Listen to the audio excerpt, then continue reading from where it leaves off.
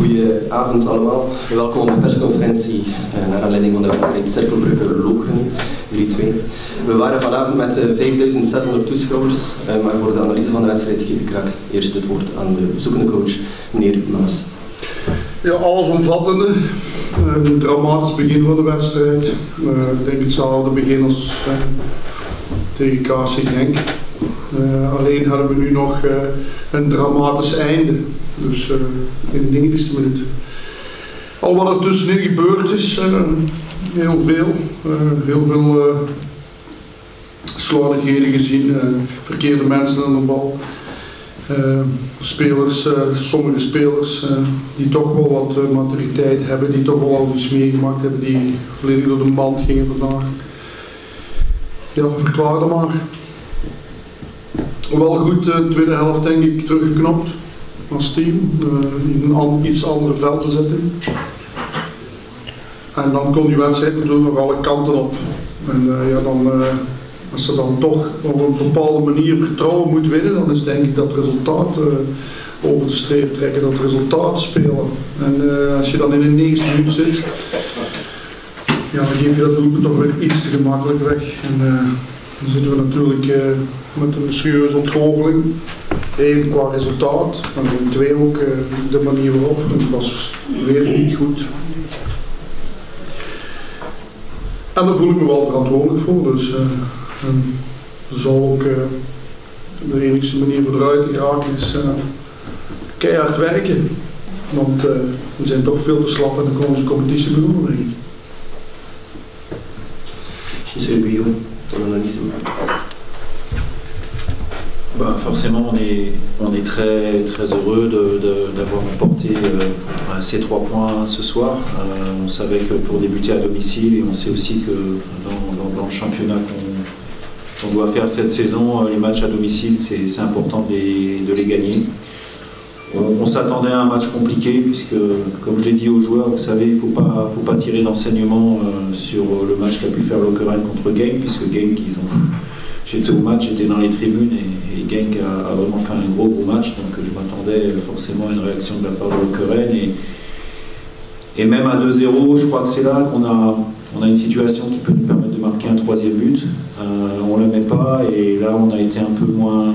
Il y a eu du relâchement dans notre équipe, on a eu moins de justesse technique, on a commencé à perdre des ballons, on a commencé à se mettre en danger sur des situations de contre et je dirais que même si c'est une situation un peu bizarre avec ce penalty, je dirais que c'est assez logiquement que nos adversaires sont venus à 2-1 et après, vous savez, quand vous avez un début de match comme ça, un peu exceptionnel, que vous avez de la réussite et que finalement vous terminez à 2-1 à la mi-temps, le danger c'est de tomber dans une sorte de frustration et je crois que c'est là que finalement on a été bon aussi, c'est que mentalement on savait que on n'espérait pas, mais on savait qu'il y avait une possibilité peut-être que cette équipe revienne à 2-2 et que de toute manière, il faudrait lutter jusqu'au bout. Et je crois que là, c'est un grand enseignement aujourd'hui de la part sur ce match-là, mais à propos de l'état d'esprit du groupe, on a vraiment dans les 10 dernières minutes poussé, on s'est créé beaucoup de situations trop peu cadrées.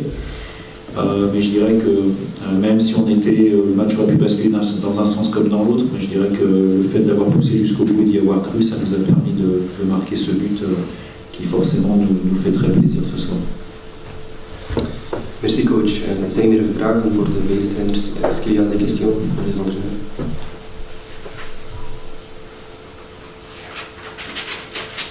Luc.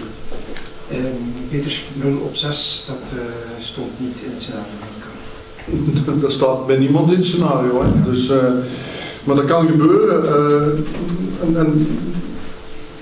Maar de manier waarop, dat staat niet in het scenario. Dan heb ik waarschijnlijk over een tegendoelpunt pakken 1 minuut. Nee, de totaliteit. We brengen gewoon geen niveau.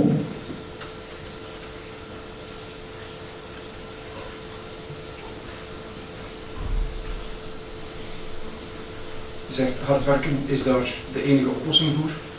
Ja, als je ziet, als je in een wedstrijd te veel gaat nadenken, ja, dan ga je fouten maken, denk ik. Voetbal gaat nog altijd over spontaniteit, voetbal gaat nog altijd over initiatief en creativiteit. Ja.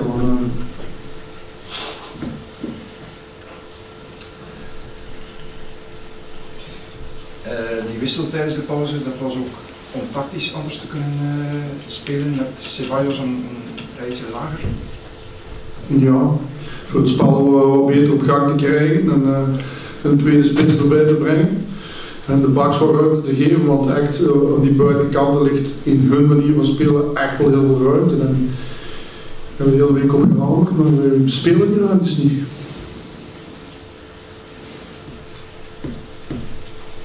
Nog vragen?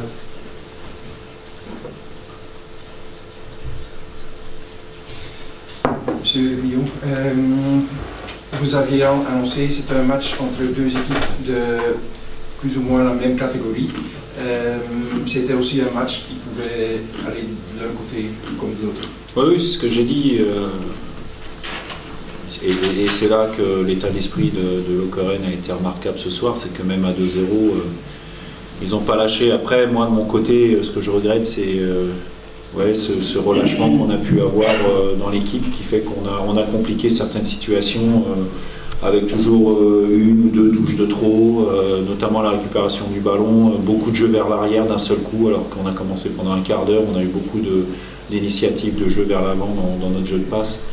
Et forcément à un moment donné on se met logiquement en danger, mais on espérait bien démarrer, on l'a fait et quelque part j'ai senti presque comme une surprise dans l'état d'esprit des joueurs et ça on n'a pas su bien le gérer.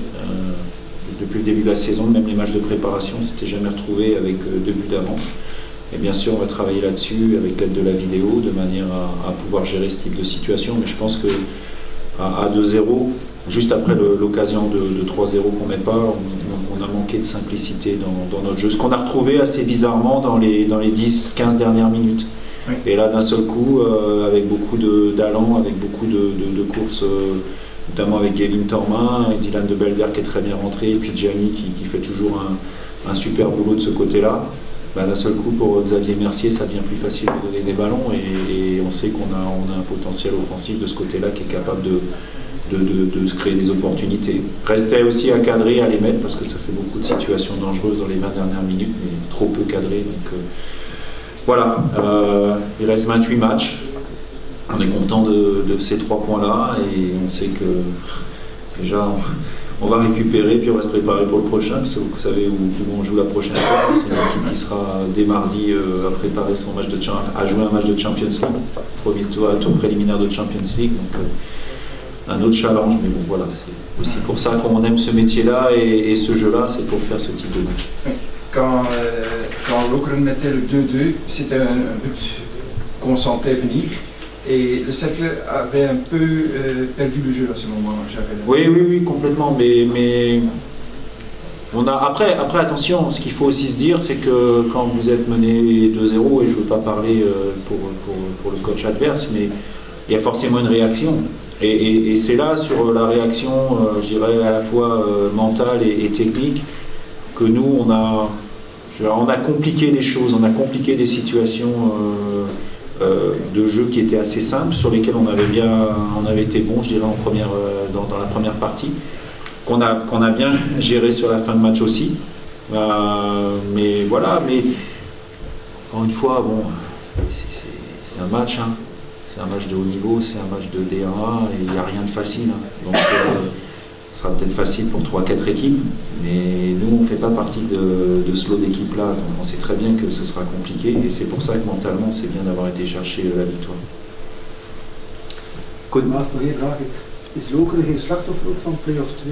Die zijn zeer lang doorgegaan en dan komt het misschien iets vermoeider aan de start van de voorbereiding dan de andere? Kortere voorbereiding? Nee, absoluut niet. Ik denk dat wij mentaal in play-off 2 misschien wel vergiftigd zijn geweest van de goede resultaten. Hè. Dus